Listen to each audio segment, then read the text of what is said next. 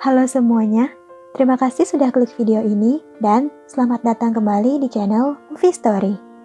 Pada kesempatan kali ini saya akan membahas alur cerita drama Korea yang berjudul All That We Love tahun 2023. Langsung saja kita ke alur ceritanya.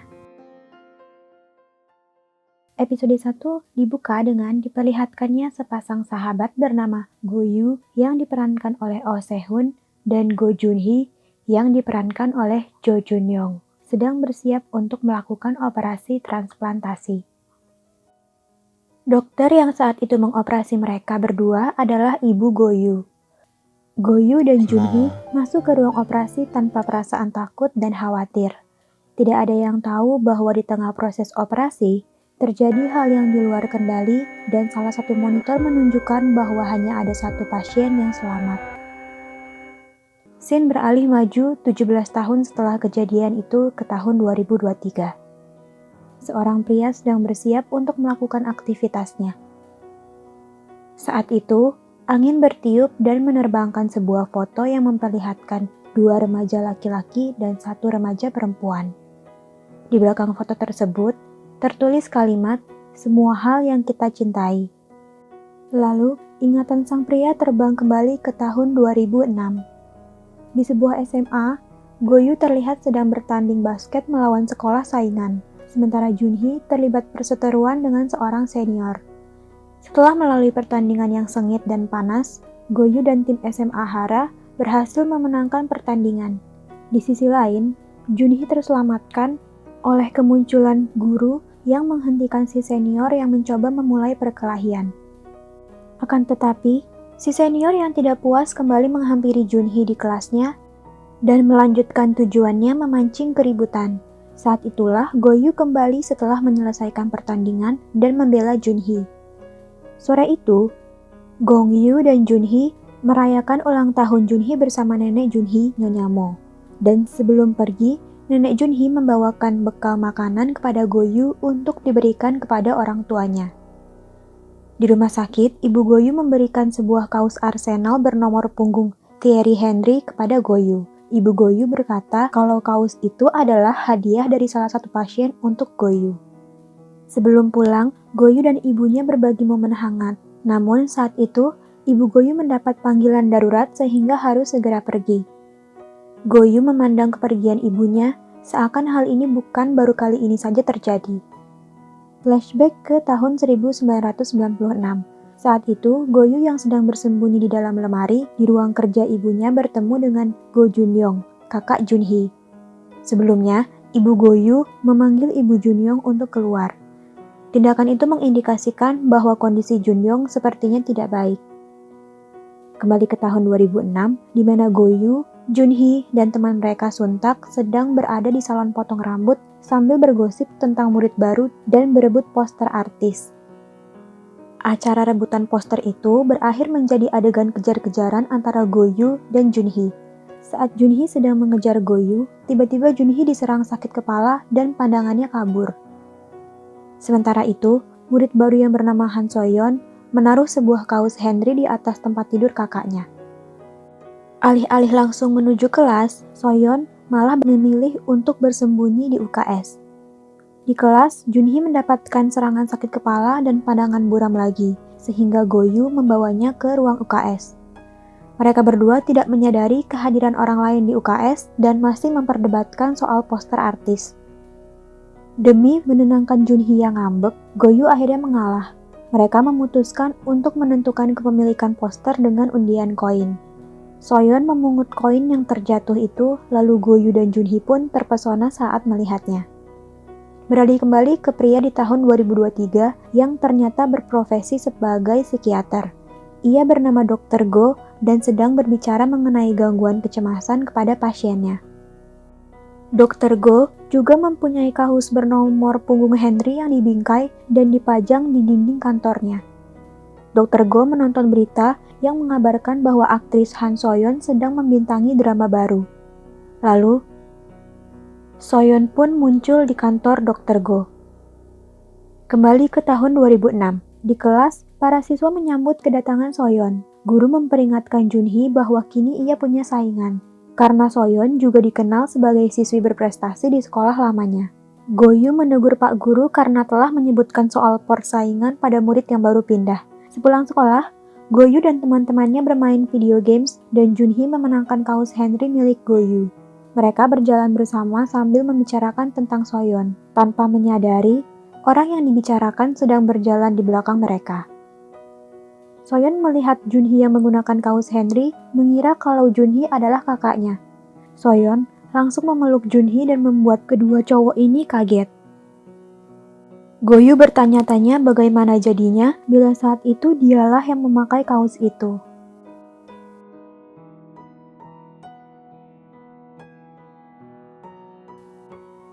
Setelah menyadari bahwa ia salah orang, Soyeon pergi meninggalkan Goyu dan Junhee seolah tidak ada hal yang terjadi.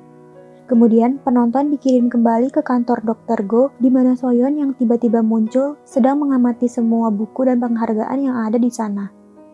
Soyeon meminta Dr. Go untuk menuangkan soju ke dalam kopinya, namun Dr. Go berkata ia tidak minum.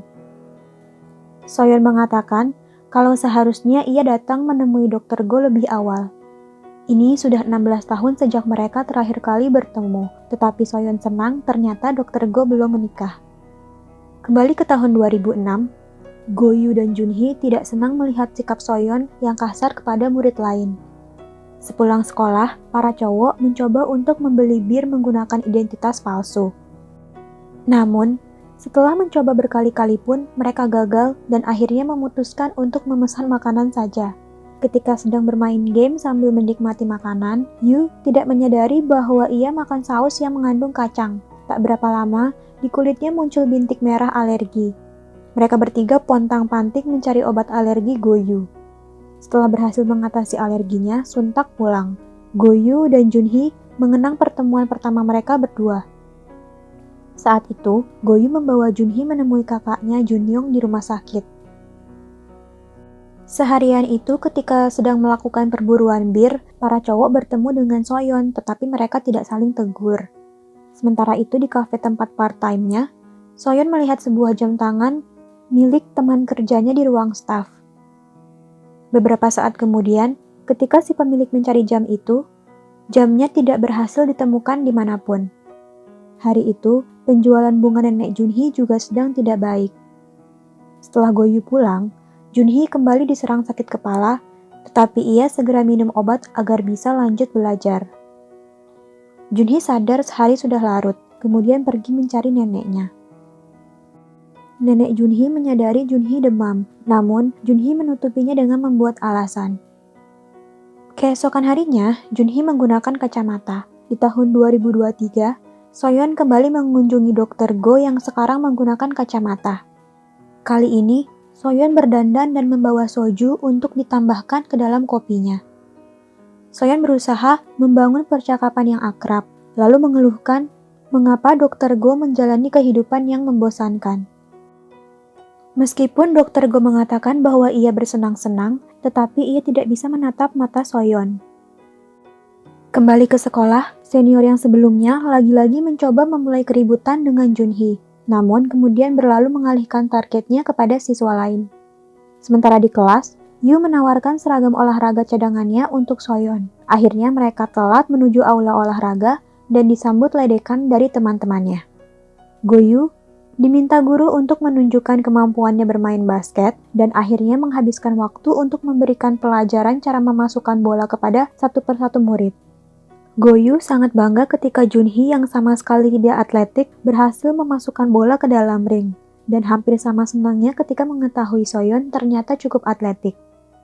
Di sore harinya, Junhee pergi ke toko buku dan mengalami serangan pusing lagi. Saat itu, senior perundung kebetulan lewat di depan toko dan melihat Junhee. Ia menyeret Junhee ke sebuah gang, memukulinya, lalu mengejeknya bahwa saat ini Goyu si penyelamat Junhee tidak ada di sana. Sementara itu, Goyu yang berada di rumahnya terlihat gelisah dalam tidurnya. Goyu gelisah dalam tidurnya, ternyata karena ia mimpi buruk. Ia bermimpi bermain petak umpet bersama Junyoung.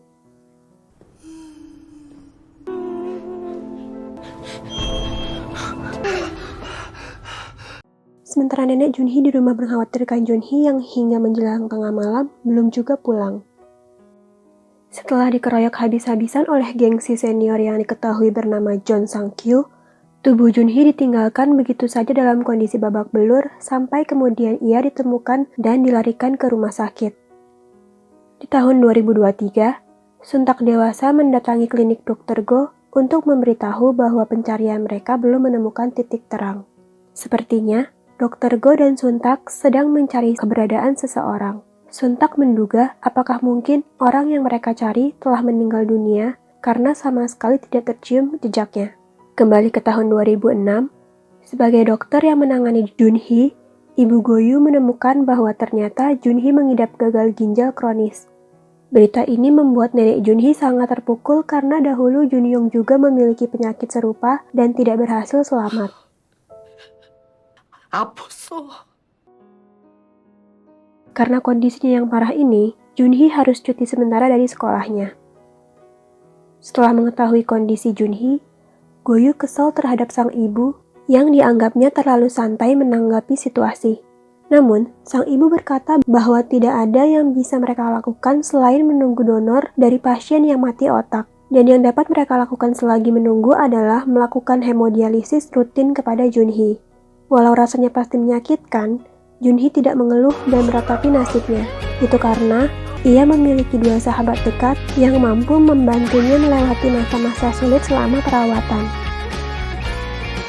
Akan tetapi, tiba-tiba suatu pagi, kondisi Junhee memburuk.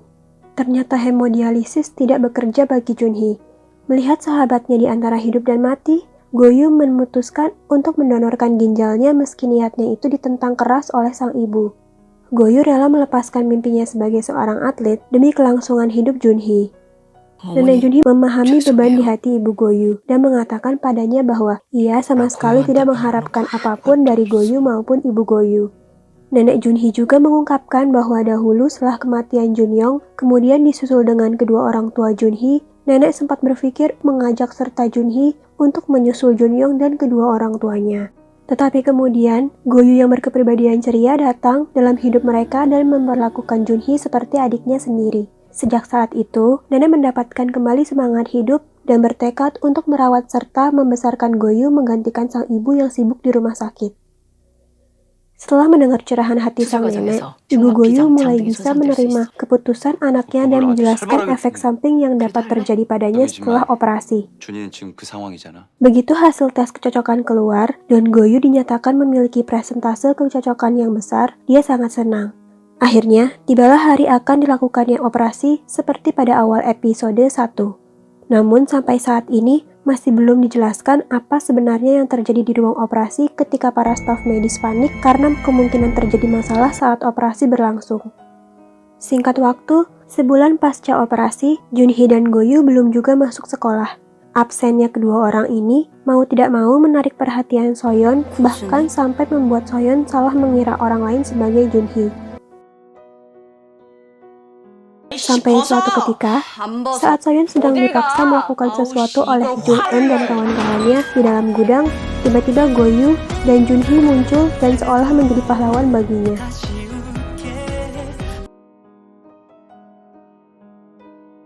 Sebelum insiden pemaksaan Soyeon, Junhee dan Goyu terlihat sedang dalam perjalanan menuju kelas dan keduanya dalam kondisi yang sehat. Goyu bergegas menuju kelas untuk menemui Soyeon, namun Soyeon tidak ada di sana. Sedangkan Junhee yang mendengar suara bentakan dari dalam gudang segera menghampiri sumbernya dan menemukan Soyeon bersama geng Jung-eun. Bersamaan dengan itu, Goyu masuk dari pintu lain. Ternyata, Jung-eun dan gengnya sebenarnya hanya ingin memperbaiki rok Soyeon yang mereka anggap tidak cantik. Tapi karena melihat Soyeon yang terlihat tidak suka dan kurang nyaman dengan tindakan Jung-eun, Goyu segera membawa Soyeon pergi dari sana. Di tahun 2023, Dr. Go mendapat pesan dari Soyeon yang menginformasikan bahwa Soyeon telah membuat janji temu dengannya agar ia bisa bertemu dengan Dr. Go di siang hari. Dr. Go memandangi fotonya bertiga dengan Junhee dan Soyeon, lalu ingatannya kembali ke masa sekolah. Setelah membawa pergi Soyeon menjauh dari geng Jung-eun, mereka bertiga mengobrol sambil jalan dan saat itu, Sang-kyu melihat keakraban mereka bertiga dan terlihat iri. Di toilet sekolah, Beberapa siswa terlihat menyerahkan nasi kepal kepada seorang siswa berambut panjang untuk dibuat menjadi makgeolli atau arak beras Korea. Setelah menyelesaikan prosesnya, siswa berambut panjang itu menyuruh mereka untuk datang lagi di hari Minggu bersama pasangan masing-masing untuk menikmati hasilnya.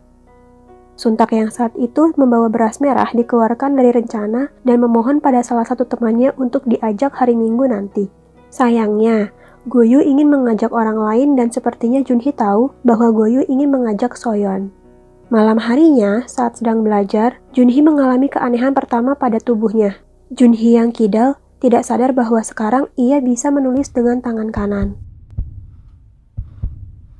Sementara itu, pelatih tidak terkesan dengan kemampuan basket Goyu yang menurun drastis. Goyu menyangkal bahwa ini ada hubungannya dengan kondisinya pasca operasi, namun pelatih tak ingin mendengar alasan. Keanehan kedua dialami Junhee ketika ia bersama Goyu dan Suntak membantu nenek menjual bunga. Di tengah jalan, Junhee berpapasan dengan seekor merpati dan anehnya tiba-tiba ia merasa takut kepada merpati, seperti Goyu. Dan hal yang sama terjadi kepada Dr. Go di tahun 2023. Ketakutannya terhadap merpati membuat Soyeon yang harus mengusir burung itu menjauhi spot piknik dari mereka. Saat sedang menjual bunga, Han Soyeon lewat dan kesempatan itu digunakan untuk Goyu mengajaknya datang minum makgeolli di hari Minggu. 한번 생각해볼게. 사랑하세요. Singkatnya, Soyeon akhirnya datang bersama Goyu. Mereka semua berkumpul bersama siswa dan siswi lain di toilet yang sudah dihias untuk mencicipi makgeolli. Namun sialnya, Satpam datang dan memergoki aktivitas para siswa. Satpam mengejar semua siswa yang panik itu dan Suntak terjatuh. Goyu bermaksud menolong Suntak dan menyuruh Soyeon pergi sembunyi dulu dengan Junhee. Junhee dan Soyeon berhasil menemukan tempat untuk bersembunyi, dan sambil mengatur nafas, Junhee terlihat mengingat momen kebersamaannya dengan Soyeon.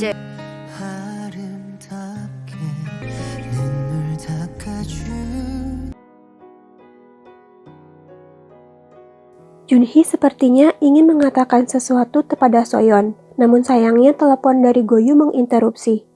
Saat melihat Soyeon berjalan bersama Junhee, Goyu memikirkan bagaimana cara Junhee memperhatikan Soyeon dan sepertinya menduga kalau Junhee juga menyukai Soyeon. Di momen ini, keanehan ketiga dialami oleh Junhee. Ia bisa melihat secara jelas tanpa menggunakan kacamatanya. Di tahun 2023, Soyeon kembali mendatangi Dr. Go selesai jam praktiknya dan meminta untuk ditemani. Dr. Go kemudian mengajak Soyeon ke rumahnya. Dalam perjalanan menemani Soyeon pulang di tahun 2006, Soyeon bertanya sedekat apa hubungan Goyu dan Junhee. Pertanyaan itu membuat Goyu mengingat kembali momen-momen yang mereka lalui bersama sejak kedatangan Soyeon. Hal itu juga kemudian mendorong Goyu untuk memastikan sendiri perasaan Junhee kepada Soyeon. Goyu mengungkapkan bahwa perasaannya bisa saja berubah karena tipe ideal juga bisa berubah, dan Junhee menyangkal ketertarikannya kepada Soyeon. Pagi harinya, Goyu menyadari nenek Junhee tidak memakai kalung seperti biasanya. Saat bertanya kemana kalungnya, nenek hanya menjawab, kalungnya pergi ke suatu tempat. Yang anehnya, kemudian diperlihatkan bahwa Soyeon memiliki kalung tersebut. Keanehan keempat terjadi pada Junhee. Kelakuannya makin mirip dengan Goyu. Pagi itu tiba-tiba Junhee memanggil neneknya dengan sebutan Nyonya Mo dan memujinya dengan cara yang sering dilakukan oleh Goyu. Jangankan Goyu, Junhee sendiri heran dengan perubahan ini. Tapi ia menyangkal dan berkata kalau ia hanya meniru Goyu. Di rumah Dr. Go, Soyeon mengatakan beberapa hal tentang cinta, pertemanan, dan akhir hubungan yang mungkin didapatkan. Mendengar kata-kata Soyeon, Dr. Go kemudian meminta Soyeon untuk mengatakan rahasianya. Kebingungan Goyu atas sikap Junhee bertambah saat melihat Junhee sekarang takut kepada merpati. Tapi Goyu meyakinkan diri dengan berpikir mungkin merpati yang barusan mereka lihat cukup besar ukurannya, sehingga menakutkan juga bagi Junhee. Singkat waktu, Junhee melakukan pemeriksaan rutin di rumah sakit dan hasilnya positif juga sehat. Dengan ragu, ia menceritakan keanehan-keanehan yang kini ia alami. Namun, karena keanehan yang ia sebutkan sifatnya positif, Junhee diminta untuk tidak terlalu memikirkannya. Sementara itu, Diam-diam Goyu memutuskan untuk mencari kalung nenek Junhee. Sedangkan Soyeon merenungkan perkataan Goyu mengenai rahasia yang harus diceritakan. Suatu hari, Soyeon berada di kelas sendirian. Ia melihat sebuah Walkman di meja temannya dan sempat menahan diri sebelum akhirnya mengambil Walkman tersebut dan memasukkannya ke dalam tasnya.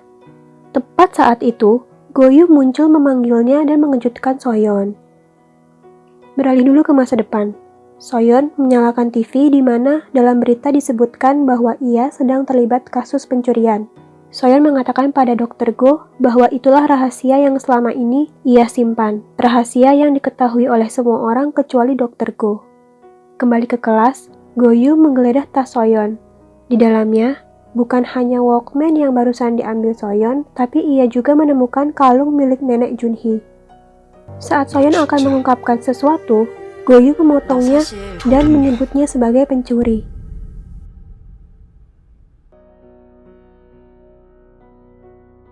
Karena Soyeon terlihat seperti tidak ingin menjelaskan maupun membela diri, setelah mengambil kembali kalung nenek Junhee, Goyu pergi meninggalkan Soyeon sendirian di kelas.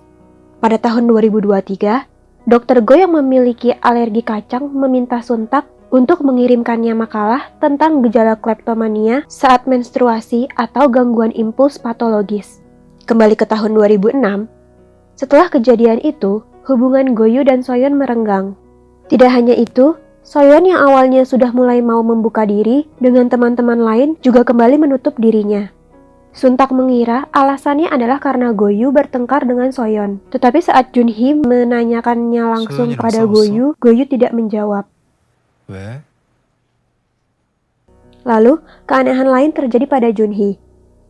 Saat melihat poster aktris yang dulu diperebutkannya dengan Goyu, Junhee mendadak tertarik dengan artis idola Goyu. Kemudian, terungkap juga kalau Soyeon tidak mencuri kalung nenek Junhee, melainkan ia hanya memungut kalung yang jatuh ketika nenek Junhee tertabrak oleh orang lain. Sementara Goyu masih kepikiran tentang Soyeon, Junhee mulai mendaftar semua hal aneh yang dirasakannya sekarang berkaitan dengan Goyu. 오른손, 시력, 조리공포, 농구, 손예진, 고유. Junhee mencoba mengujinya dengan memakan kacang untuk memastikan apakah ia juga akan memiliki alergi Goyu.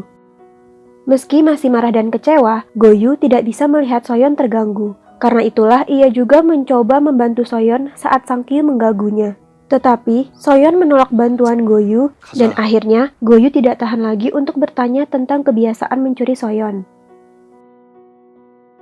도둑질. 그게 내 비밀이었어.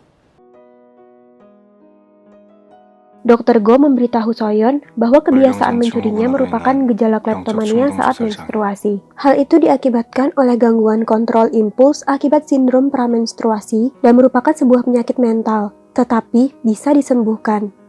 Soyeon mengaku sudah pernah melakukan perawatan, namun kondisinya tidak selalu membaik. Ada juga waktu-waktu kondisinya memburuk seperti saat ini. Soyeon mengungkapkan bahwa saat ini ia merasa tenang karena ada orang yang mengerti tentang dirinya walaupun hanya Goyu.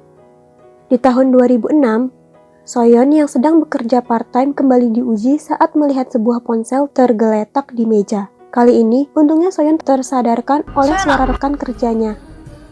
네.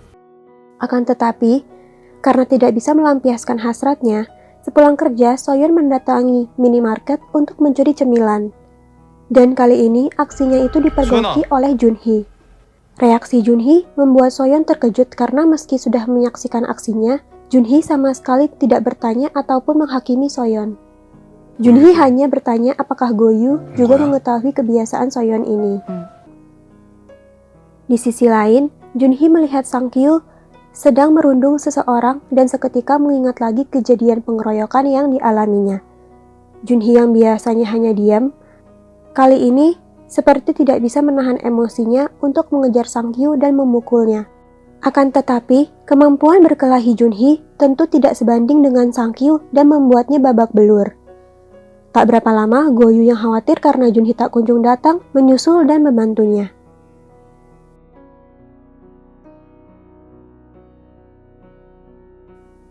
Dalam perjalanan pulang setelah berkelahi dengan geng Sangkyu, Junhee mengakui kepada Goyu kalau ia juga mengetahui kebiasaan Soyeon. Goyu heran, bahkan setelah mengetahuinya, Junhee bisa memaklumi tindakan Soyeon. Junhee mengatakan kalau Soyeon pasti punya cerita di balik kebiasaannya ini. Tetapi, Goyu tetap tidak mau mendengar dan menyuruh Junhee untuk tidak membahas Soyeon lagi dengannya. Soyeon di tahun 2023 menceritakan kepada Dr. Go awal mula tindakan mencuri yang sampai sekarang menjadi kebiasaannya itu. Soyeon berkata bahwa ia menyesal tidak menceritakan ini sejak awal kepada Goyu dan Junhee. Jadi, saat usianya 16 tahun, 3 hari sebelum menstruasi, Soyeon merasakan sebuah dorongan untuk mencuri gelang temannya. Padahal, setiap hari Soyeon melihat temannya menggunakan gelang itu dan ia sama sekali tidak tertarik. Dorongan itu sudah dirasakannya bahkan sejak menstruasi sebelum-sebelumnya, tetapi kali itu dorongannya tidak tertahankan. Soyeon merasa dorongan yang dirasakannya itu makin kuat dan menjadi tidak terkendali. Kembali ke tahun 2006, malam itu Junhee bertanya kepada Goyu mengenai memori seluler. Namun, Goyu yang tidak ingin menanggapi ocehan bahasa Inggris Junhee di tengah malam memilih untuk lanjut tidur. Junhee merenungi lagi hal-hal yang dialaminya dan menduga dirinya mengalami sindrom memori seluler, yaitu teori bahwa sel dalam tubuh dapat menyimpan kenangan. Dan karena itu, ada fenomena yang membuat kenangan seseorang dapat disalurkan melalui donor organ. Junhee menduga bahwa ia kini dapat merasakan kenangan dan kebiasaan Goyu karena ia mendapat donor ginjal dari Goyu. Ternyata saat Junhee mencoba membuktikan alergi kacang, tubuhnya juga mengalami reaksi alergi seperti Goyu. Pagi harinya, Goyu melihat catatan Junhee tentang daftar keanehan yang dialaminya. Di sekolah, Goyu melihat Soyeon memberikan sebotol minuman kepada Junhee.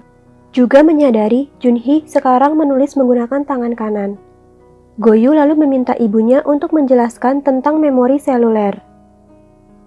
Sekarang, Goyu mulai mengingat satu persatu keanehan Junhee dan memahami bahwa Junhee telah mengalami sindrom tersebut.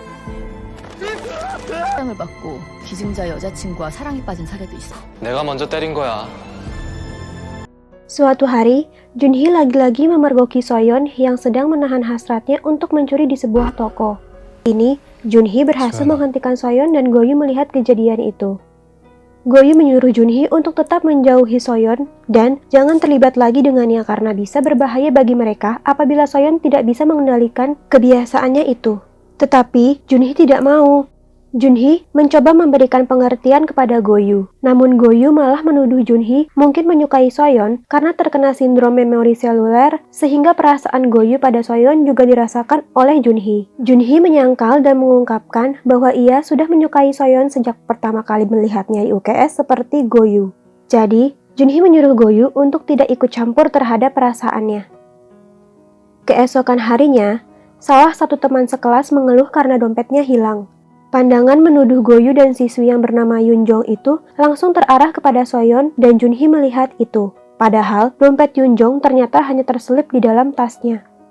Beberapa saat kemudian, seorang guru masuk dan menyebutkan 10 nama murid. 5 murid dengan peringkat teratas dan 5 murid dengan peringkat terbawah.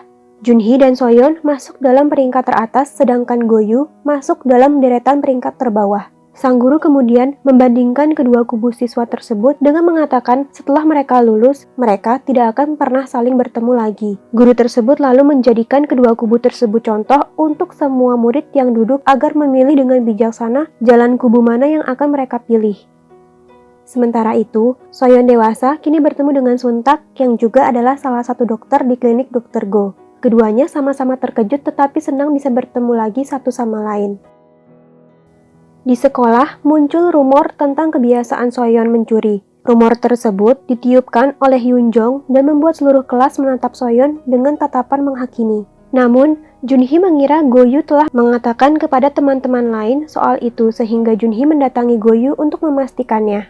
Goyu tersinggung karena Junhee masih saja lebih membela Soyeon daripada persahabatan mereka. Goyu mengatakan bahwa Soyeon tidak cukup penting sehingga membuat mereka bertengkar seperti itu. Goyu juga mengatakan kalau kebiasaan mencuri Soyeon itu fakta bukannya rumor. Sampai akhirnya Goyu mengatakan sesuatu yang membuat emosi Junhee tidak terkendali lagi, yang membuat mereka akhirnya berkelahi.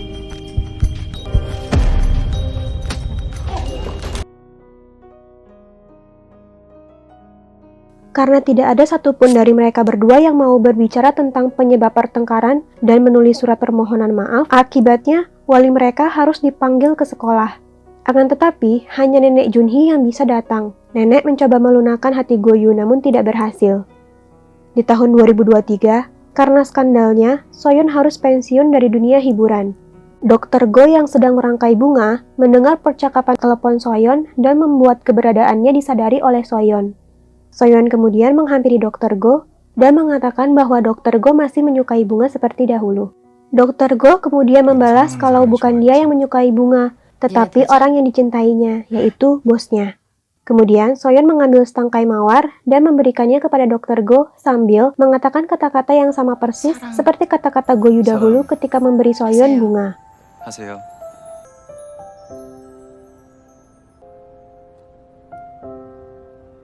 Sepulang dari sekolah, nenek meminta Junhee untuk pulang duluan karena nenek harus menjual bunga.